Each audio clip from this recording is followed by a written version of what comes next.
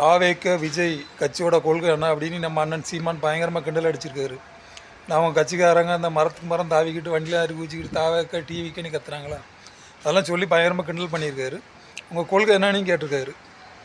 அவங்க தமிழ் தேசியம் திராவிடம் எங்கள் கொள்கை, அண்ணா வழி, பெரியார் வழி, அம்பேத்கர் வழி, காமராஜர் வழி இதான் கொள்கைன்னு அறிவிச்சிட்டாங்க. சரி, அவங்க அதுபடி செயல்படுறாங்களா இல்லைங்கிறது அடுத்த விஷயம் பேசணும். சரி, அண்ணன் சீமானோட கொள்கை என்ன? அவங்க கொள்கை கேட்டிருக்காருல, சீமானோட கொள்கை என்ன? ஒரு இளவும் கிடையாது, நாளைக்கு ஒரு கொள்கை. ஒரு நாள் பெரியார் பேரன், இப்போ கடைசியில் பிரபாகரன் தம்பின்னாரு. சரி, அவங்க அமைப்பிலேருந்தே அவருக்கு எங்களுக்கு சம்மந்தம் கிடையாதுன்னு ஒரு அறிக்கையை விட்டு காரி துப்பிட்டாங்க. இருந்தோன்னு அதையே சொல்லிக்கிட்டு நாம் தமிழர் தம்பிகளை அண்ணன் ஏமாற்றிக்கிட்டு இருக்காரு. சரி, அவங்களும் கொஞ்சம் தற்குறியாக தான் இருக்காங்க. அவங்க வந்து யோசிக்கணும். இன்னும் அண்ணன் சீமான நம்பி எப்படி தான் இருக்காங்கன்னு தெரில. அது ரெண்டாவது விஷயம். திராவிடத்தை ஒழிக்க வந்தேன்னாரு. கடைசியில் திராவிடத்துக்கு துணை நினைன்னு அவர் தான் சொன்னார்.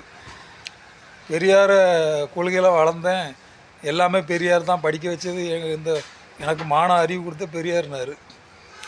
இப்போ பெரியார் எல்லாம் மண் அப்படின்ட்டார். தமிழ் தேசியம் நம்ம கொள்கைங்கிறாரு. தமிழ் தேசியத்துக்கு எதிராக மத்திய அரசு நிறைய செயல்படுது. அதாவது இந்த கீழடி பிரச்சனை, மொழி பிரச்சனை, பள்ளி மாணவர்களுக்கான நிதி எல்லாமே தமிழ் தேசிய பிரச்சனை தான். தமிழ் மொழியே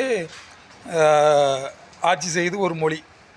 அதாவது பண்பாடு ரீதியாகவும் கலாச்சார ரீதியாகவும் மொழிகளையும் அது கலந்து நிறையா ஆட்சி பண்ணிக்கிட்டுக்கு இன்னொரு மொழி. அதை எடுத்து ஒரு போராட்டம் கிடையாது, ஒரு இளம் கிடையாது, ஒன்றும் கிடையாதுன்னு வைங்களேன்.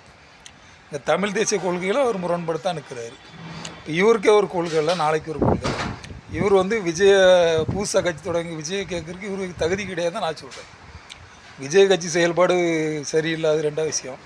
ஆனால் கிட்டத்தட்ட ரெண்டு பேருமே ஒரு கொள்கை இல்லாத மாதிரி தான் இருக்காங்க. விஜயும் கொள்கை இல்லாத மாதிரி தான் செயல்படுறாரு. ஆனால் கொள்கைன்னு அறிவிச்சுக்கிட்டு அப்படி இவரும் அதே தமிழ் தேசிய கொள்கை வந்து வேறு மாதிரி செயல்படுறாரு.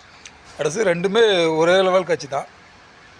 ஆனால் கொஞ்சம் மாற்றிக்கணும். விஜயாவது சீமான் வந்து நாளைக்கு கொண்டு பேசிக்கிட்டு அலைகிறாரு. அதாவது இங்கே ஆதிக்கத்தை மத்திய அரசு எடுத்து ஒரு பிரச்சனையும் பேச மாட்டார், போராட மாட்டார். அது தமிழுக்கே பிரச்சனை தான், போராட மாட்டார். விஜய் செயல்பாடு அப்படி தான் இருக்குது. விஜயும் மாற்றிக்கணும். கிட்டத்தட்ட ரெண்டுமே கொள்கை இல்லாத கட்சி தான்.